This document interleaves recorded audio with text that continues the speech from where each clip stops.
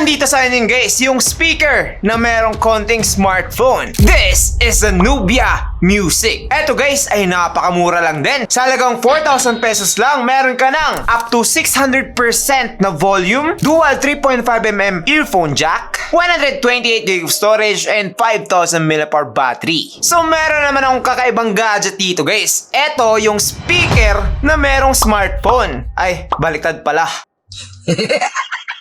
This is the Nubia Music. Kung makikita nyo naman, pang music talaga. Merong mga gitara dyan, mga speaker, and marami pang iba.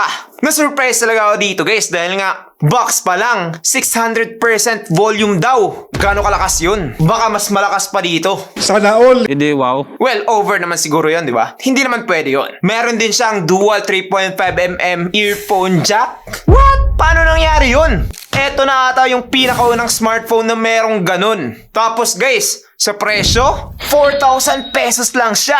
So, di ba? Ang angas. What? Meron ka na rin 128GB of storage and 5,000 mAh battery. So, tara, tingnan natin kung sulit nga ba talaga to dahil nga magkakaroon to ng unboxing and full review and we will start in 3, 2, 1. Let's go!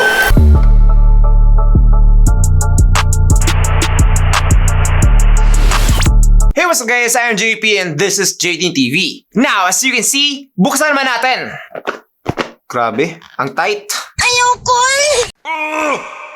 Yes, I did it. Ang galing. Ang galing. Dito naman tayo guys. Kung makikita ninyo, eto yung kanyang mini box. Kapag binuksan natin dito sa kanyang likod, ang unang makikita natin is yung kanyang SIM ejector pin.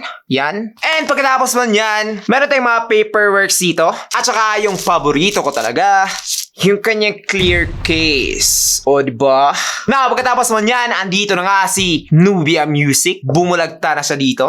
Oops, munti ka na. What? Ooh, merong speaker dito sa likod. Pero mamaya na yan. Sa baba, guys, I think meron pa siyang mga kasama dito. So, meron tayo dito ang napakaliit na 10 watts adapter. And, wala siyang earphones, guys. Meron lamang siyang USB-A to USB-C cable dito, pang charge. Pero yun na nga, bakit wala siyang earphones? Yun eh. Daddy, chill. What? Nubia Music. Dapat merong earphones, di ba? Meron ka ng dalawang saksakan dito, tapos wala pa siyang earphones? What?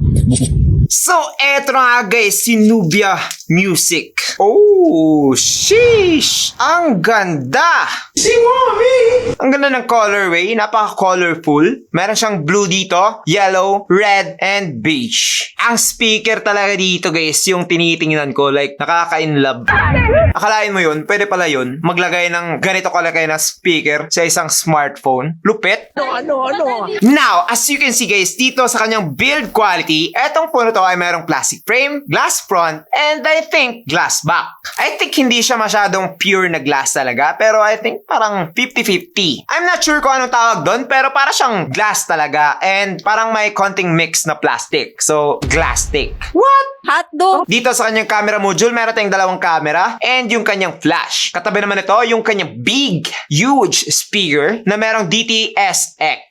So, sana maganda yung quality. Meron ding mga text dito, katulad na naman ng AI dual camera and immersive 3D audio. Wow, big word. What? Dito naman sa baba, merong Nubia na logo and so far, yun lang naman dito sa kanyang likuran. Dito naman tayo sa kanyang mga buttons and ports. Dito guys sa baba, nakalagay yung kanyang 3.5mm port at yung kanyang microphone. Sa right side, nakalagay yung kanyang volume rockers alongside with its fingerprint scanner / power button. So may fingerprint scanner na po siya. Good news. What? Dito naman sa left side, matatagpuan natin yung kanyang SIM card tray na pwede tayong maglagay ng 2 SIM card at isang micro SD card. Dito naman sa top, nakalagay yung kanyang dual 3.5mm port para sa ating mga wired earphones. So far, pagdating dito guys, ang unique na itong Nubia Music. Yun lang siguro yung masasabi ko. Kasi meron ng napakalaking speaker dito, meron pang dual 3.5mm port or headphone jack port. So kapag kayo ay magta-travel habang nag-sound trip, tapos meron kayong mga jowa, ganon, Yung mag-share kayo ng earphones na sa'yo yung right, tapos sa kanya yung left, hindi mo na kailangan gawin yan dito sa phone na to guys dahil nga dalawang ganito na yung masasaksak mo. Gets nyo ba yon? So sa mga merong jowa dyan, maganda to guys. Kahit meron kayong mamahaling smartphone, gawin nyo lang tong MP3, sulit na to.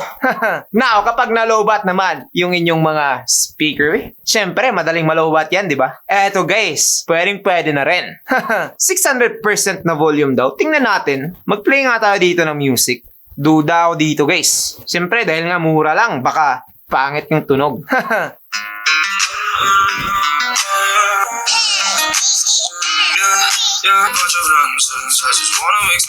Okay.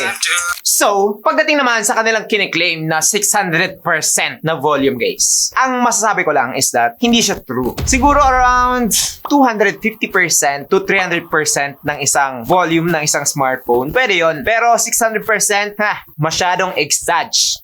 Pakinggan natin dito sa iPhone ko guys. Same music. Para malaman natin kung gaano ba talaga kalakas. Para mas malaman ninyo na hindi na ba talaga siya 6 times sa isang normal na smartphone na volume. Diba? Malakas pa rin. Try natin dito. Diba? Max volume na to guys. Yes, mas malakas siya pero around 2 times to 3 times lang. Hindi siya pang 6 times na volume. So masyadong exaggerating yung sinasabi ng Nubia. So para sa akin, overall, eto lang naman talaga parang main point of buying this phone. Meron kang dalawang saksakan ng earphones which is a big deal for me dahil nga meron akong lovey, si Christine. Pero, kapag kayo single guys, para saan nyo gagamitin yun? Diba? Wala. Wala, lait na iyak!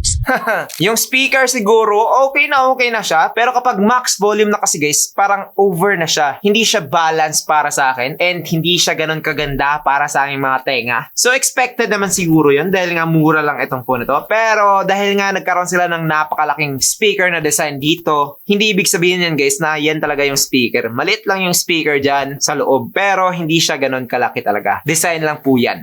For the build quality, okay na talaga to dahil nga meron siyang fingerprint scanner, hindi nila nakalimutan yon. Type-C na rin siya, and dahil nga glass yung kanyang likod, okay na ako dito kay Nubia Music. Now, pag-usapan naman natin yung display na tong phone na to. So, eto guys ay meron ng 6.6-inch IPS LCD display with 90Hz refresh rate. Meron din po siyang 720p HD+ resolution, kaya naman hindi masyadong sharp yung inyong makikitang mga videos dito. Pero for its price, expected na talaga na meron lamang 720p. And for me, mas marami pang pangit na 720p dito compared sa kay Nubia Music. So, para sa akin guys, when it comes to quality, brightness, okay na etong phone na to. Meron na din siyang punch hole dito. So, para sa akin, approve yun. And meron din siyang napakaliit na mga bezel sa kanyang top and sides, except na lang dito sa bottom. So, when it comes to the display guys, kapag kayo mahilig manood ng mga movies, videos, mag-enjoy pa rin talaga kayo with this phone. So, parang ginawa talaga nila itong phone na to pang movie watching. Dahil nga, meron siyang big and loud speaker dito and maganda yung kanyang display. So, kapag kayo ay mga mahilig mag-binge watch, well, definitely, mararecommend ko na itong phone na to. Also guys, when it comes to scrolling naman, napaka-smooth pa rin ito. Dahil nga, as you can see dito sa Facebook, YouTube, TikTok, and kahit saan ka pa mag-scroll, smooth pa rin talaga yan with this phone dahil nga meron na siyang 90Hz refresh rate.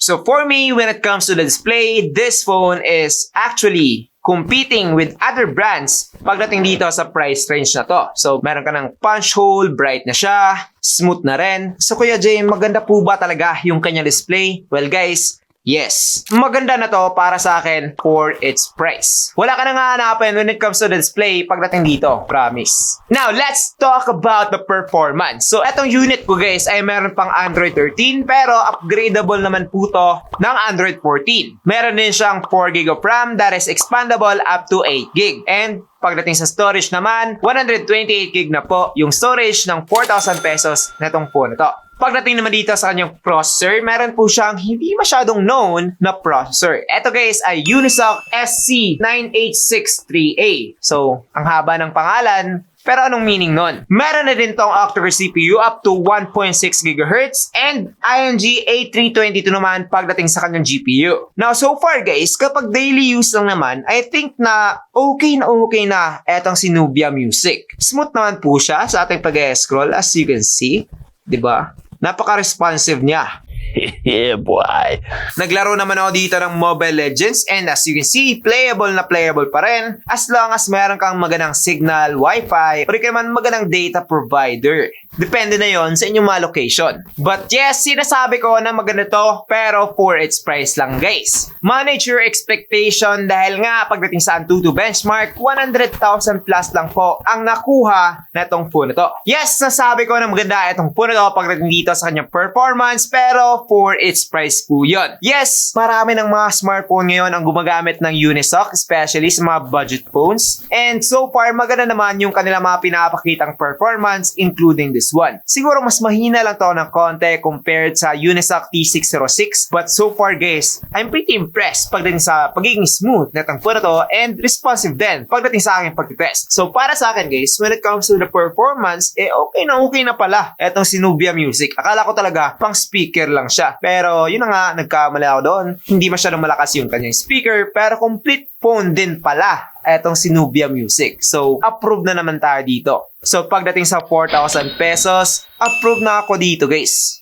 Now, overall, mararamdaman ba etong si Nubia Music? Well, definitely, yes. I think sa una, o di ka naman sa first moment na pagkaka-unbox ko dito kay Nubia Music, guys, naalala ko pa na na-disappoint talaga ako. Dahil nga, pagkabukas ko, tapos narinig ko yung kanyang speaker and hindi siya masyadong malakas, sabi ko talaga, lugi ako dito. Pero after a few days of testing this phone, sulit pala talaga siya dahil nga maganda yung kanyang display, medyo okay na rin yung kanyang processor, maganda yung kanyang camera, and meron pa siyang mga feature na hindi mo mahahanap kahit nasa mga flagship phone. Yung iPhone ko, wala nang headphone jack to. Pero eto, merong dalawa. Yung iPhone ko, hindi masyadong malakas yung speaker. Pero eto, 2 to 3 times na mas malakas. Sa presyo naman, si iPhone, 60 to 80,000. Eto, 4,000 pesos. So overall guys, okay na talaga itong si Nubia Music para sa akin. So that's pretty much it for this video guys. I hope na nag-enjoy kayo. I'm JP and this is JD TV. Thank you for watching and God bless. Bye-bye.